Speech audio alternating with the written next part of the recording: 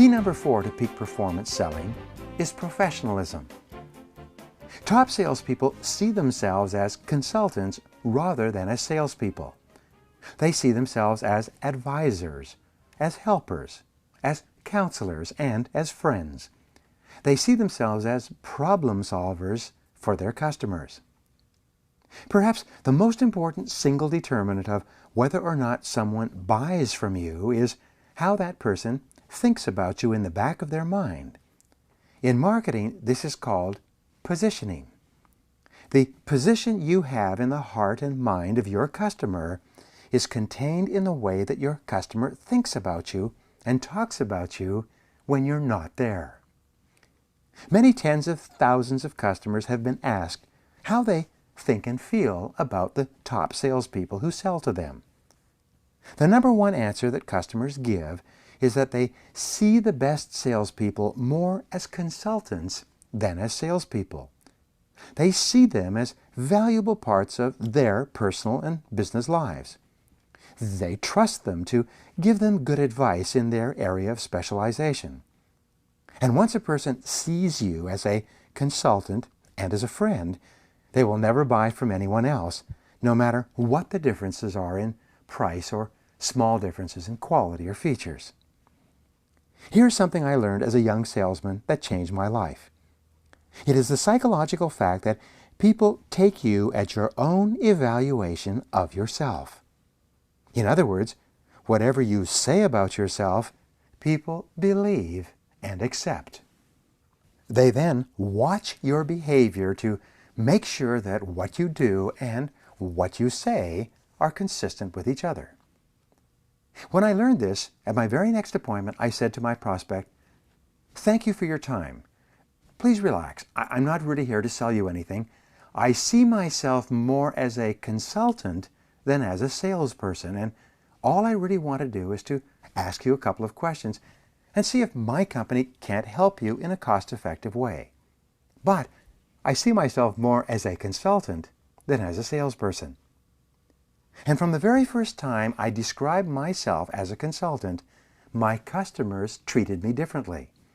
They invited me in for coffee and invited me out for lunch. They listened to me far more closely and were far more open with me when I asked them questions about their needs. They bought from me far more readily and recommended me to their friends. They invited me home to have dinner with their families, and they placed me in an entirely new category in their minds. And I was only 23 years old.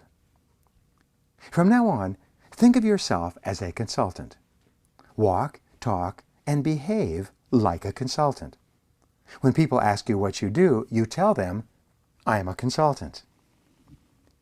I gave this advice to the manager of a company that sold roofing and shingles not long ago. He went back to the office, gathered up everyone's business cards, and replaced them with business cards that had the word consultant on them. And he told me that in the following month, the whole atmosphere in his company changed. Not only that, but their sales went up 32%. Everyone began acting differently toward each other and toward their customers when they saw themselves as consultants. Remember the rule of self-image psychology. The person you see is the person you will be. Your self-image, the person you see yourself as on the inside, will determine how you behave on the outside.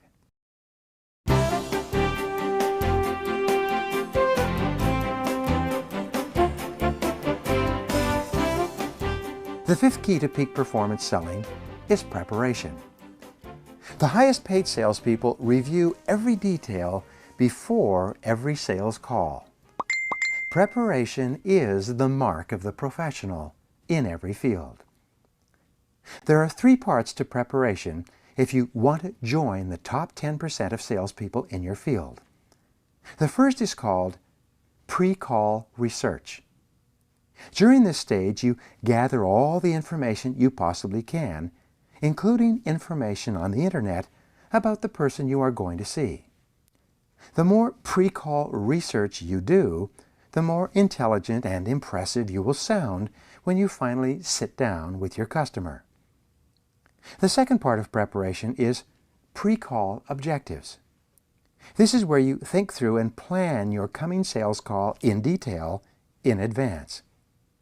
Imagine your sales manager were riding along with you and he asked you, who are you going to see, and what are you going to ask, and what result or results do you hope to achieve from this sales call? Whatever your answers would be to that question, think them through before you go in to see the customer.